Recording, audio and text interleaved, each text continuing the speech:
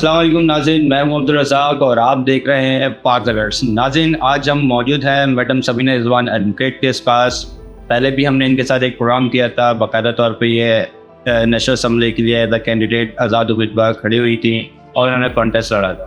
بہرحال آج کا شو کرنے کا مقصد یہ ہے کہ عورت کی جو اہمیت ہے اسے اجاگر کیا جائے، اور مارچ ہوتا ہے ایک نام نہاد مارچ، جس کے اندر عورت کی جو خود باقاعدہ طور پہ جو اس طریقے سے سلوگن اٹھائے جاتے ہیں، ریپرزینٹ کیے جاتے ہیں، وہ خود عورت کی تذلیل ہوتی ہے۔ آج ہم یہاں موجود ہیں، آپ باقاعدہ طور پہ ایک پروفیشنل لائر ہیں، ایک ورکنگ وومین ہیں، تو آپ بہتر انداز سے عورت کی اہمیت کو اجاگر کریں گے۔ تو ملتے ہیں سبینہ رضوان ایڈوکیٹ صاحبہ۔ السلام علیکم میڈم، کیا حال ہے، کیسی طبیعت ہے؟ وعلیکم السلام ورحمۃ اللہ وبرکاتہ۔ الحمدللہ رب العالمین۔ آپ کا ایک اور بار شکریہ کہ آپ نے ہمارے لیے ٹائم نکالا، اور جو ایک ایسا اہم ٹاپک ہے اس کے اوپر آج ہم آپ سے گفتگو کریں گے۔ اور جیسے کہ آپ جانتے ہیں کہ عورتوں کے حوالے سے خصوصی طور پہ ہماری ایکٹیویٹیز رہتی ہیں، اور یہ اس دفعہ تو ابھی بلکہ عورت مارچ آپ سبھی جانتے ہیں پوری دنیا میں منایا جاتا ہے۔ وومن ڈے 8 مارچ کو آنے کو ہے، اس حوالے سے بھی کہنے کو بہت کچھ ہے، اور انشاءاللہ تعالیٰ آپ کے ساتھ اس پہ بات چیت ہوگی۔ یہ آج ہم موجود بھی آپ کے پاس اسی وجہ سے، اور آپ کے پاس اس لیے آئے ہیں کہ عورت کی اہمیت کو اجاگر کیا جائے، کیونکہ 8 مارچ عالمی طور پر جو ہے انٹرنیشنل وومنس ڈے بنایا جاتا ہے، جبکہ پاکستان میں خصوصاً کراچی اور اسلام آباد لاہور میں جو وومنس ڈے پہ جو ریلیاں منعقد کی جاتی ہیں اور اس میں جو سلوگنز ہوتے ہیں، تو اس کے حوالے سے بھی آپ سے بات کریں گے۔ تو میڈم، سب سے پہلے آپ مجھے یہ بتائیے کہ عورت کا جو معاشرے میں کردار ہے وہ کیا ہونا چاہیے؟ جی، ایسا ہے کہ جب ہم کسی کا کردار دیکھنا چاہیں کہ کسی مقام پہ، خاص مقام سے، خصوصی حوالے سے، تو ہمیں سب سے پہلے تو یہ دیکھنا ہوگا، چاہے وہ انسان ہو یا کوئی ہیومن میڈ کوئی چیز ہو، کہ اس کی کریشن کیوں ہوئی ہے۔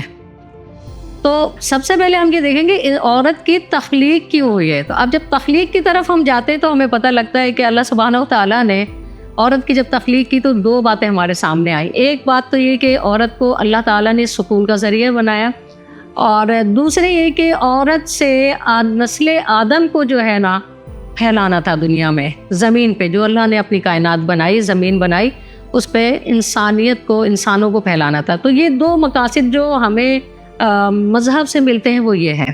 اچھا میڈم، مجھے یہ بتائیں کہ جب ہمارے دین اسلام نے عورت کو بہترین حقوق دے دیے ہیں، اور اسلام بالکل دے چکا ہے اتنے بہترین حقوق، تو پھر آج کی عورت کیوں ایسا مطالبہ کرتی ہے کہ ان کو کس چیز کے حقوق چاہیے؟ اچھا، یہ آپ کی اس بات کو کرنے سے پہلے میں تھوڑی سی بات کہنا چاہوں گی کہ یہ جو آپ کا سوال ہے نا، یہ اس میں اس کا جواب بھی آ جائے گا۔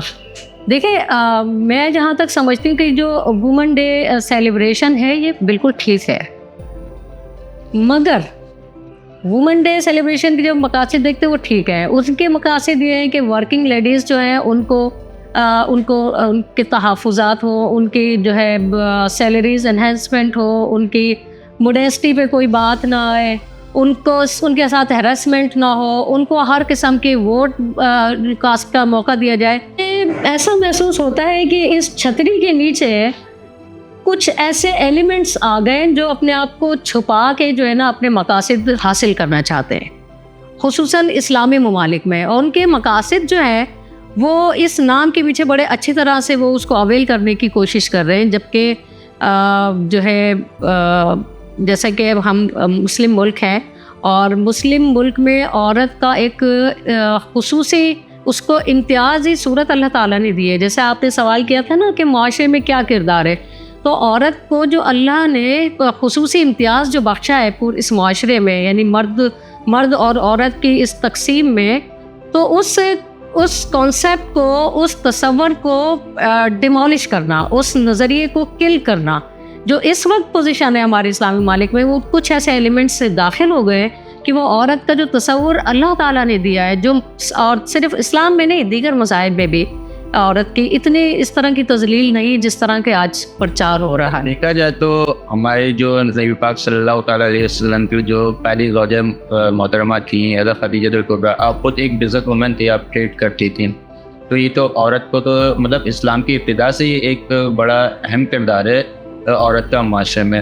چلو میڈم آگے چلتے ہیں. یہ بتائیے گا کہ جو عورت مارچ کے اندر گزشتہ عورت مارچ میں ہم نے دیکھا گیا جو مختلف قسم کے ایسے سلوگنس نعرے جو نازیبہ نعرے آئے سامنے, اس میں سے کچھ تو ہم نہیں کہہ سکتے, لیکن کچھ ایسے ہیں کہ بولتے ہیں کہ اپنا کھانا خود پکاؤ, اور اس طریقے کے لوگ میں ایسے بیٹھ گئی, اور اس طریقے سے جو سارے نعرے ہیں کہ یہ خود عورت کی تزلیل نہیں؟ بالکل, میں آپ سے یہی بات کہہ رہی ہوں نا کہ یہ وومن ڈے کی امبریلا کے نیچے ایسے ایلیمنٹس داخل ہو گئے, یعنی جو مقصد تھا وہ تو کہیں اور چلا گیا, اور عورت کے جو نظریہ اس کے جو کردار ہے اس کو بالکل زمین سے لگانے والی بات ہو رہی ہے. اور مجھے سمجھ میں نہیں آتا کہ عورتوں کو سمجھ کیوں نہیں آ رہی ہے یہ بات کہ یہ جس طرح کے نعرے سلوگن یہ سو کالڈ جو ڈیفینڈر آف لیڈیز کے نام پہ سامنے آتی ہیں, ریلیاں مناتی ہیں, ریلیاں نکالتی ہیں, کئی سلوگن ہوتے ہیں, کئی کچھ ہوتے ہیں, ان کے ہاتھوں میں عجیب عجیب طرح کی جو ریمارکس ہوتے ہیں, ان کو دیکھ کے تو ایک میں سمجھتی ہوں ایک نارمل ویلیوز بھی عورت اگر کوئی دماغ میں رکھتی ہو اس کا بھی شرم سے سر جھک جاتا ہے. تو ان کے جو یہ نعرے ہیں یہ قطعی طور پہ میں تو کہتی ہوں گورنمنٹ کو انہیں کنڈیم کرنا چاہیے. ہماری عدالت کی زبان میں ہمارے جو جسٹس صاحبان ہیں اس میں ہم قانون ہے 100 موٹو ایکشن لینا, میں تو یہ کہتی ہوں انہیں 100 موٹو ایکشن لینا چاہیے, اور اس ٹائپ کی جو بھی ایکٹیویٹیز ہیں ان کو کنڈیم کرنا چاہیے, ان کو روکنا چاہیے. گزشتہ دنوں میں اسی پہ تھوڑی ریسرچ بھی کر رہا تھا کہ مولانا فضل الرحمان صاحب نے اور ایک اور صاحب آدمی انہوں نے جو ہے اس عورت مارچ کے خلاف جو ہے پٹیشن دائر کی تھی, لیکن اسے پری ایڈمیشن پہ ہی اس کو جو ہے خارج کر دیا گیا تھا. تو عدالتوں کا بھی کردار یہاں پہ ایک اہم ہونا چاہیے, لیکن انہوں نے اس کو انٹرٹین ہی نہیں کیا. بٹ یہ بتائیے گا کہ پاکستان کی جو عورت ہے, آج کی پاکستان کی عورت ہے, اس نے ہر فیلڈ میں, وہ ڈاکٹر بھی ہے, وہ انجینئر بھی ہے, وہ وکیل بھی ہے, وہ سائنٹسٹ بھی ہے, ایک ہاؤس وائف, بہت اچھی ہاؤس وائف بھی ہے. لیکن اب اس میں دیکھا جائے تو جو بالکل فیس پہ آئی ہیں ڈاکٹر ثانیہ نشتر ایک بہت بڑا نام ہے, اس کے علاوہ ملالہ یوسف تو ایک بہت بڑا نام ہے. اس کے علاوہ اگر ہم دیکھا جائے تو مریم مختار جو شہید ہو چکی ہیں, وہ ایئر فورس کی پائلٹ ہے, ان کا ایک بڑا نام ہے. تو ایسے نام اور ایسے کئی نام سامنے آ چکے ہیں. تو یہ کیا اس بات کی دلیل نہیں ہے کہ پاکستان میں عورت کو مکمل آزادی دی گئی ہے؟ بالکل آپ صحیح کہہ رہے ہیں کہ پاکستان میں کیا میں یہ کہتی ہوں کہ جب ہم انیشلی اپنے مذہب پہ لوٹتے ہیں, جب اللہ تعالیٰ نے مبعوث کیا تھا رسول کریم صلی اللہ علیہ وسلم کو, اس وقت جو عورتوں کی حالت تھی, مجھے جو محسوس ہوتا ہے وہ حالت دوبارہ لانے کی کوشش کی جا رہی ہے. یعنی اسلام نے جو بالکل کلیئر کر دیا تھا, عورت کو ایک واضح مقام دیا تھا, اس کو ہر چیز میں وراثت میں حصہ اسلام نے دیا, اس کو خلا کا یعنی طلاق کا رائٹ, اس کو طلاق کا رائٹ تو نہیں کہیں گے مگر طلاق لینے کا رائٹ وہ قرآن نے دیا. مطلب اسلام نے تو اتنا اس کو پیوریفائی کر کے, اتنا گلوریس کر کے عورت کے کانسیپٹ کو سامنے رکھا, اور مجھے ایسا لگتا ہے پیچھے جو لوگوں کا ایجنڈا ہے اس گلوریس کانسیپٹ جو ہے نا اس کو رپچر کرنا ہے اس امبریلا کے انڈر میں. اور جیسے آپ نے کہا کہ پاکستان میں بے پناہ نام ہے ایسے خواتین کے جو بڑے ہائی لیول پہ جنہوں نے اپنی پرفارمنسز دی اور جنہوں نے کام کیے. اور آپ یہ دیکھیے گا ان ٹائپ کی خواتین میں سے کوئی ایسی خاتون جو ہے نا ایسے کوئی جھنڈے لے کے نہیں نکلی گا. جی میں اسی پہ ہی آنا چاہ رہا تھا. اور دیکھیں جتنے بھی عورت مارچ ہوئے ہیں ان میں سے کوئی بھی ایسی خاتون نہیں ہے کہ وہ اس عورت مارچ میں شامل ہوتی ہوئی نظر آئی. تو کیا وجہ ہو سکتی ہے؟ کیا وہ خود اس چیز کو کنڈیم کرتے ہیں؟ بالکل, جتنے بھی میں یہ سمجھتی ہوں وہ تمام خواتین جو واقعتاً ورکنگ لیڈیز ہیں اور جو واقعتاً موڈیسٹی کے ساتھ کام کر رہی ہیں, وہ کبھی بھی اس ٹائپ کی ایکٹیویٹیز کو جو ہے نا فیور نہیں کرتی اور نہ ہی ویلکم کرتی ہیں بلکہ کنڈیم کرتی ہیں. میڈم دیکھنے میں یہ بھی آیا ہے کہ عورت مارچ میں کہ وہ کہتی نظر آتی ہیں کہ ہمارے مرد کے اوپر کوئی حقوق نہیں ہے, اور یعنی کہ کیا عورت کے خاوند پر کیا حقوق ہوتا ہے اور خاوند پر عورت کے کیا حقوق ہوتا ہے, اس کو ذرا شارٹ میں بتائیے. جی دیکھیں, آپ نے جو پہلا میرے سے سوال کیا تھا نا عورت کا کردار, یہ اسی سے لنک کرتا ہے. دیکھیں میں نے آپ سے یہ بات رکھی تھی سامنے کہ ہم جب کریشن پہ جاتے تو ہمیں معلوم ہوتا ہے جب اللہ نے کریشن کری, یعنی کہ آدم اور حوا کا ڈی این اے, میں یہ بتاؤں گی سمپل الفاظ میں, آدم اور حوا کا ڈی این اے سیم ہے. اللہ تعالیٰ نے عورت کی تخلیق کرنے کے لیے کوئی الگ سے باڈی نہیں بنائی تھی. جیسے آدم علیہ السلام کی باڈی بنائی اللہ نے, جو مٹی سے پتلا تیار کیا, اس کے لیے عورت کے لیے الگ سے نہیں کیا، بلکہ آدم علیہ السلام کی پسلیوں سے ایک حصہ منتخب کر کے اس سے عورت کی تخلیق کی. اس کے بالکل اس کے معنی واضح ہے کہ عورت جو ہے، عورت اور مرد کا کردار ہی دنیا میں پریویل ہوگا، دونوں ایک دوسرے کے لیے لازم ملزوم ہوں گے. عورت کو مرد سے ہٹا کے، مرد کو عورت سے ہٹا کے دنیا نہیں چل سکتی، تباہ ہو جائے گی.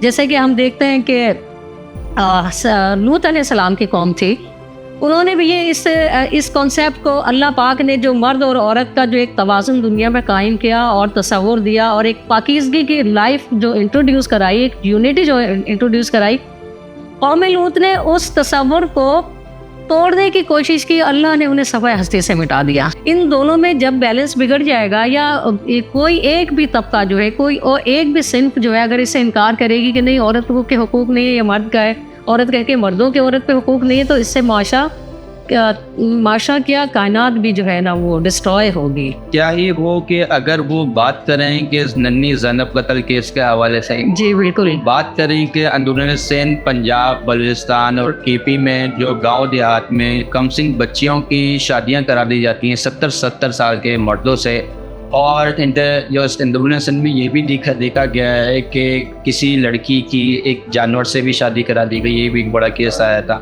تو ان کے حوالے سے اگر عورت مارچ میں بات کی جائے تو کیا ہی بات ہو، تو اس کے حوالے سے کیا تھا؟ بالکل آپ صحیح کہہ رہے ہیں. دیکھیں جو یہ میجر ایشوز ہیں نا، ان حوالوں سے تو بات ہوتی نہیں ہے. ان ساری ریلیوں میں یا ان سارے ڈیموز میں جو یہ کرتی ہیں، وہاں بات ہوتی ہے کہ عورت کو کم سے کم کپڑوں میں سامنے لے کے آیا پیش کیا جائے، عورت کو ڈانس کرنے کی سڑکوں پہ اجازت دی جائے. مطلب یہ جو معاملات ہیں حقیقتاً جو عورت کے ایشوز ہیں، جیسے آپ نے کہا کہ کم سنی ایج کی جو شادیاں ہیں، یا عورتوں کو جانوروں کے ساتھ شادی کرنے کا، نکاح میں باندھ دینے کا، تو یہ تو ان ٹاپکس پہ ان ایشوز پہ تو بات ہوتی ہی نہیں ہے، کیونکہ ان کے ایجنڈے میں شامل نہیں ہے. ایک مانوی سرپرست صاحبہ تھی، جی بالکل، رحمان صاحب سے ان کی بڑی تڑپ ہوئی تھی، تو ایک بڑا وہ بنا تھا کہ ایک کیوس بن گیا تھا، ایک قسم کے ایک طریقے بڑا ایشو بنا دیا جاتا میڈیا میں کہ عورتوں نے کہا کہ مردوں کو اور زیادہ ذلیل کیا گیا. میں بخلاد مرد ہوں تو اب اس سے بات نہیں کر رہا، میں ایک ایسے نارملی بات کر رہا ہوں. مرد باپ بھی ہے، بھائی بھی ہے، شوہر بھی ہے، بیٹا بھی ہے. تو کیا مرد کا حق نہیں ہے کہ وہ عورت کو کم لباس پہننے سے اور یانت پھیلانے سے روکے؟ کیا یہ اس کا حق نہیں ہے؟ اب جب وہ یہ بات کرے تو پھر مرد ظالم، اس کے حوالے سے کیا؟ دیکھیں آپ نے یہ بات کہی کہ مرد کا حق، میں کہتی ہوں مرد کا حق نہیں بلکہ مرد کا فرض ہے کہ اگر اس کے گھر کی خواتین ہیں، اس کے گھر کی عورتیں فحاشی کی جانب جا رہی ہیں، دیکھیں کم کپڑوں کا پہننا فحاشی نہیں ہے تو اور کیا ہے؟ کھلے عام دوستیاں بنانا فحاشی اور گمراہی نہیں ہے تو اور کیا ہے؟ اگر مرد اس پہ ان کا، چونکہ اللہ نے مرد کو عورت کا قوام بنایا ہے، نگہبان بنایا ہے، اگر مرد ہی نگہبانی نہیں کرے گا، نہیں سنبھالے گا، نہیں ان کے راستوں کو ڈٹرمن کرے گا، تو پھر کون کرے گا؟ لڑکی اور ایک لڑکی کی یعنی فیمیل جو فرینڈشپ ہوتی ہے وہ بیسٹ فرینڈ ہوتا ہے. بالکل ایسے. اب جو لڑکے لڑکی یہ لڑکی وہ بیسٹ فرینڈ شپ نہیں ہے. بالکل. تو یہ کلچر بھی ہمارے ڈیولپ کیا جا رہا ہے، بلکہ ہو چکا ہے. جی بالکل. ٹھیک ہے، ایک آپ پروفیشنل لائف میں ہوتے ہیں، آپ کی فاقیت ہوتی ہے، آپ کرنا پڑتی ہے ہر طریقے سے، لیکن جو ایک کلچر ڈیولپ کیا جا رہا ہے، یورپین کلچر کو یہاں لایا جا رہا ہے کہ جو ہے لڑکی اور لڑکے کی جو دوستی ہے وہ کوئی معیوب نہیں. اس حوالے سے میں یہ نہیں کہتی کہ کو ایجوکیشن جو ہے وہ، ویسے تو کو ایجوکیشن نہایت ہی خطرناک ہے، اس طریقے سے جو ہے نا ہماری تعلیم کا بھی سسٹم خراب ہوا، بچے خراب ہوئے. مگر ٹھیک ہے، اگر حالات ایسے ہی چل رہے ہیں اور کوئی آپشن نہیں ہے تو وہاں پہ بچیاں اگر ایجوکیشن لے بھی رہی ہیں، بچیاں ہوں یا بچے ہوں، تو ان کے درمیان ایک ڈسٹینس لازمی ہونا چاہیے، کیونکہ یہ جو دوستیاں ہوتی ہیں ڈیولپ ہو کے آگے نہایت خطرناک صورتحال اختیار کرتی ہیں. اچھا ایک چیز میں آپ سے کہنا چاہ رہی تھی، یہ جو بھی بچیوں اور بچوں کی جو دوستی ہیں، لڑکے اور لڑکیوں کی دوستی ہے نا، اس سے یہ اسٹیپ پیچھے ہو گیا، اب یہ سیکنڈ لاسٹ اسٹیپ ہو گیا. ابھی جو لیٹسٹ اسٹیپ ہے وہ تو کچھ اور ہے، وہ تو سنگل جینڈر والی بات ہو رہی ہے، اور اس میں جیسے میں نے ابھی پہلے بھی آپ سے کہا کہ قوم لوط والے فنکشن کو واپس لایا جا رہا ہے. جی بالکل. تو اب تو اس بات کو زیادہ پروموٹ کیا جا رہا ہے کہ خواتین، عورتیں جو ہیں وہ ایک گھر بنا لیں، جیسے میاں اور بیوی گھر بناتے، یونٹی بنتی ہے. اب وہ عورت مجھے تو محسوس ہوتا ہے کہ یہ سارا زور ہی اسی بات پہ دیا جا رہا ہے کہ اب اس جو مرد اور عورت سے جو اللہ نے اکائی یونٹی بنائی ہے اور اس سے پوری آرگنائزیشن کو، کائنات کو چلایا ہے، اور ڈفرینٹ چھوٹی باڈیز میں جو گھروں کا کانسیپٹ دے کے اس کانسیپٹ کو ختم کرنے کے لیے جو ہے نا یہ سنگل جینڈر والی بات کر کے کہ ایک عورت اور ایک مرد کے بجائے ایک عورت اور ایک عورت، وہ دو مل کے دو مرد، ایک عورت اور ایک مرد کی طرح کام کریں. اب تو اپوزٹ سیکس والی تو بات ہی نہیں رہی، اب تو سیم جینڈر جو ہے نا اس کو پریویل کر رہے ہیں. اس چیز کو بہت زیادہ پروموٹ کیا جا رہا ہے. آپ دیکھیں بہت کیسز سامنے آ رہے ہیں، بالکل بہت کیسز سامنے آ رہے ہیں کہ وہ دیکھیں خواتین جو ہے لڑکیاں اور لڑکے وہ کہتی ہیں کہ نہیں جی ہم ایک دوسرے کے بغیر نہیں رہ سکتے. بہت سارے کیسز ہمارے آپ کو باقاعدہ طور پہ اب ایسا اسکرپٹ تیار کیا جا رہا ہے اور موویز بھی بنائی جا رہی ہیں کہ جس پہ اس چیز کو بڑا پروموٹ کیا جا رہا ہے اور کہا جاتا ہے کہ بھئی ایک انسان کی خواہش ہے، وہ اب آزادی کے تحت فریڈم آف اسپیچ کے تحت اس کو یہ جائز ہے. یہ کیا، اور انڈیا میں تو باقاعدہ طور پہ یہ لا پاس بھی ہو چکا ہے اور سنا ہے کہ پاکستان میں بھی یہ لا پاس کیا جا رہا ہے. بالکل ایسے ہی میں نے آپ سے کہا نا کہ یہ مجھے تو یہ بھی محسوس ہوتا ہے یہ اس ایجنڈے پہ ورک ہو رہا ہے. اور یہ جو یونٹی ہے اللہ نے بنائی ہے کائنات میں، ایک گھر کا جو یونٹی دی ہے اس کو توڑنا ہے.